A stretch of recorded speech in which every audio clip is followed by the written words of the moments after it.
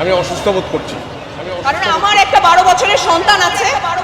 আমি নিজে এদেশের বাসী, আমার বিদেশে কোনো পাসপোর্ট নাই, আমি এই দেশেই থাকবো এবং এই দেশটা আমার, এই দেশটা আমরাই সংস্কার করব। আপনারা জানতে পেরেছেন অলরেডি। সোজা কথা হচ্ছে আমরা শান্তি চাই, আমরা রক্ত দিতে চাই না। আমার আসলে মোবাইলে এইসব জিনিস দেখতে দেখতে আমি অসুস্থ বোধ করছি মানসিকভাবে। শান্তি চাই, দ্যাটস অল। ছাত্রদের উদ্দেশ্যে কিছু বলবেন কিনা? কি বলবো, আন্দোলন চলমান চলছে, শেষ করতে হবে। আমি জানি কি, আমি আমার চাওয়াটা আমি বললাম, আমি এটাই চাই।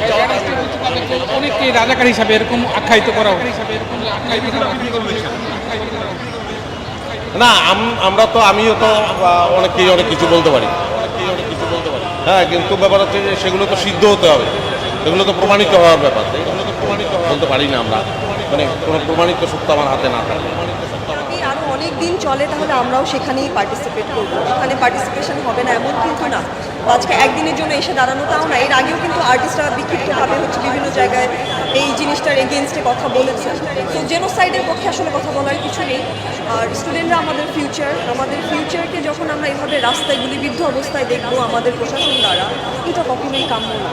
তো আমি বিশ্বাস করি যে এই মানে দুর্দিনের একটা সমাধান হবে, কিন্তু সেটা খুব দ্রুত হোক, এইভাবে আর রক্তক্ষরণ না হোক, এটাই এক্সপেক্ট। জামাত শিবির বা তৃতীয় শক্তিকেও তাকে গুলি করা হয়েছে। আমরা গণমাধ্যমে দেখলাম যে তাকে সরাসরি পুলিশ গুলি করেছে, এই বিষয়টা এ বিষয়ে আপনার কি মনে হয়? আমি আপনার মতামত জানতে চাই। আপনি তো জনগণ, আপনার কি মনে হয়? তার মানে আমিও সেটাই দেখেছি, সেম জিনিস আমিও দেখেছি। এখন আমি আসলে সঠিক সমাধানটার অপেক্ষায় আছি।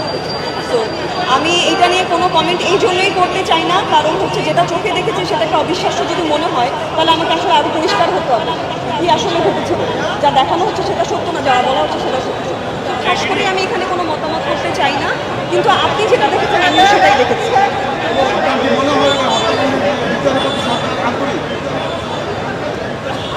আন্তরিক যদি হতেন তাহলে তো আজকে সবাই রাজপথে থাকতেন না। প্রশ্নের উত্তর আপনাদের সামনেই আছে।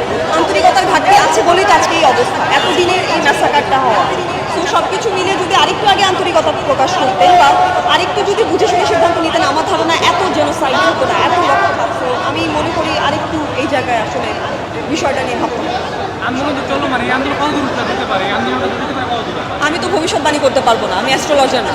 আমার মনে হয় সমাধান না আসা পর্যন্ত সবাই আসলে যারা আসলে বোঝে কেন, কারণটা কি কারণে আজকে এই অবস্থায়, যাদের বোধ আছে তারা আসলে সমাধান না হওয়া পর্যন্ত রাজপথে থাকবে বলে আমার ধারণা। এখন কবে শেষ হবে, কিভাবে শেষ হবে, এইটা অ্যাকচুয়ালি ফিউচার আসলে। এই দায়ভার কে নিতে পারবে? আপনি কি মনে করেন একজন প্রশ্ন সঠিকভাবে করেন, বুঝি নাই। এদের দায়ভার কে নিতে পারবে? কে নেয়া, কার নেয়ার কথা, কে মেরেছে, কার নেয়ার কথা, এই প্রশ্নের উত্তর সবাই জানে। আমাকে এই প্রশ্ন ইন্ডিভিজুয়ালি করে কোনো লাভ নাই। এই সমস্ত মানে অহেতুক প্রশ্নের কোনো উত্তর আমি দিব না, যেগুলোর উত্তর সম্মুখীন আছি। সব সংখ্যার মধ্যে এটা আলোচনায় আছে যে যারা হচ্ছে গিয়ে এই যে ইনজুর্ড হয়েছে, যারা নিহত হয়েছে, তাদের সঠিক বিচারটা চাওয়ার কারণেই তো আজকে আসলে সবাই রাজপথে নেমেছে, কারণ সুষ্ঠু বিচার হয়নি, আসামিদের নাম ইন্ডিকেট করা হয়নি। তো যেহেতু আমরা এখন পর্যন্ত কোনো সঠিক সমাধান পাইনি, যার কারণেই রাজপথে দাঁড়ানো। তো এইটা এখন সমাধান না আসা পর্যন্ত রাজপথে মানে সিম্পল কমন সেন্সের জায়গা থেকে আর কিছুই না, বা এটা নিয়ে আর বেশি কিছু বলতে চাই। সবাইকে অনেক অনেক ধন্যবাদ। এখানে আমাদেরকে যারা এতক্ষণ